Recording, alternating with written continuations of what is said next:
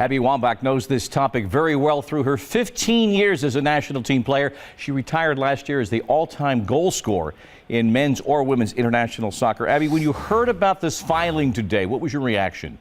You know what? I am so proud. I'm so proud of the women for standing up for themselves because it's no longer the feel-good thing to do. It's actually the smart thing to do, and they're taking a legal stance, which is strong.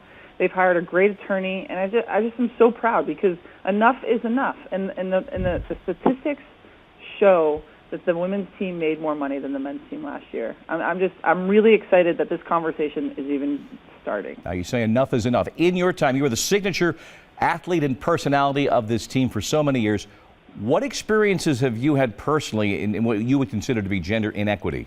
Well, I think especially during my time as a player, I didn't realize it was happening. So often when you're in the middle of something, you don't realize you're being treated unfairly because you're scared to rock the boat. You're scared of losing your position. You're scared of not being able to pay your mortgage. Having turned the page on my career, I'm in a position now where looking back and reflecting on my career, I realized I was being treated unfairly. But let's not forget, U.S. Soccer has invested in the women's soccer team for over 30 years. So they've put a lot of money into building this thing. Does that mean that we should be continue to be treated unfairly? No. But they do deserve some credit for building the women's game. Mm-hmm. Doesn't mean it's right that the way that the women are being treated right now. And I'm just so proud that the legacy that not only I, but Mia and Julie have left behind, that these women are strong enough to stand up and fight for what's right. Was it simply numbers on a check that represented to you the inequity, or was it something else?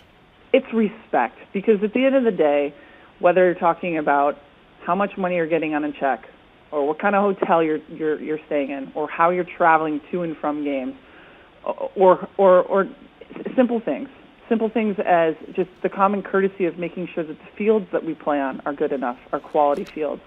Those are the things are respect. Those things are respect, and respect is the thing that we want, that they want to have, and that's what they're demanding. And all of that, the money, the hotels, the equal treatment, that's what they want. Respect, respect, respect, and that's what they're going for. And I'm so proud to have called myself a former national team player. I know. I heard the we. It's only been 4 months in retirement, and it's all hard of this, for me to do the past tense. I'm still working on it. Bob. In the context of these rather contentious CBA negotiations, Abby Wambach, thank you so much for your time. Thanks a lot. Thanks for having me. ESPN's Julie Foudy is of the soccer generation that preceded Wambach's. Julie played 17 years for the U.S. national team, overlapping several years with Abby Wambach, and she joins me now. All right, Julie, we put a lot of numbers up there early from the complaint, from the EEOC filing, from the women's side of this. Give us some context for how the men and the women, in your experience, are paid, dealt with, and some of the backstory here. Well, and that's the nuances that are going to be interesting, because to Abby's point and what Alex Morgan, when you talk to her, what she has said is finding the revenue and how much the women are making is the biggest challenge, and differentiating it all. But some of the nuances to it, Bob, for example, the women and how the government, again, is going to look at this is going to be interesting. On the Today Show this morning, they talked about 2015. That's a World Cup year for the women. Abby talked about the women making more in 2015. That was an off year for the men, right? If you looked at 2014, the men are going to be making more in their World Cup year than the women did. So if the government looks at it, and I've had multiple people tell me this, if they look at it as a quad, as the contract is built out with U.S. Soccer, 4 years, then the women get paid twice, the Olympics and a World Cup. They have 2 windfalls in that period where the men just get one.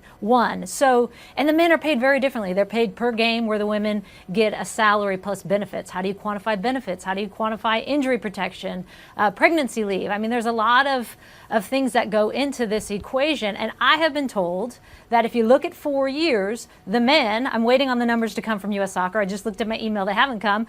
The men and the women are much more comparable than people think. Of course, there is, the marketplace that rules.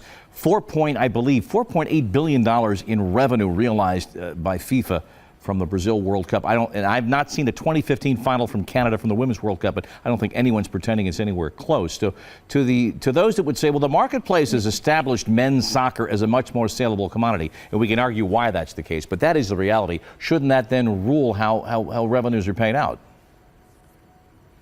Yeah, because U.S. Soccer will say Whether we as women like that or not, FIFA gives us more money for the men, and that is the reality because they make a lot more money on the Men's World Cup, and that $4.5 billion gets distributed out to all the different federations. So U.S. Soccer makes a lot more money than they get paid out. The women for winning the World Cup got $2 million. Sorry, the federation got for the women winning the World Cup $2 million, whereas German federation for the men winning the World Cup got $35 million. So you can see that's part of the problem as well. That's a whole nother area and a whole nother topic we could fix at a different time. But the federation definitely gets more money from FIFA. Yeah, I mentioned at the top of the program this filing with the EEOC is part of the ongoing and so far not productive. There's threat of a side lawsuit going on. The contract negotiations for a labor contract. Has there ever been less than a protracted eyeball to, I mean, all negotiations are tough, knuckle to knuckle. But has it always been tough for the women with the federation in your experience?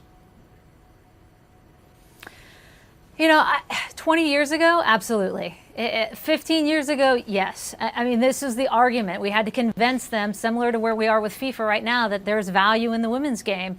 But, and Abby even said it, the Federation has done a better job. Are they all the way there? No, clearly not. And has it been a fight? Yes, but they are, the U.S. Soccer and the U.S. women's team in particular is really the standard bearer for the rest of the women's game. But I do applaud the women for saying, okay, you've been saying to us for years that we don't make any revenue. Let's open the books. And now the government's going to do that. You're going to be able to try and cipher through all those different revenue sources and say, is there fair revenue in compensation? Is there fair compensation for what the revenue really is? And let's look at the books and dissect it. All right, Julie Foudy, also read her at ESPNW.com. Julie, thanks so much.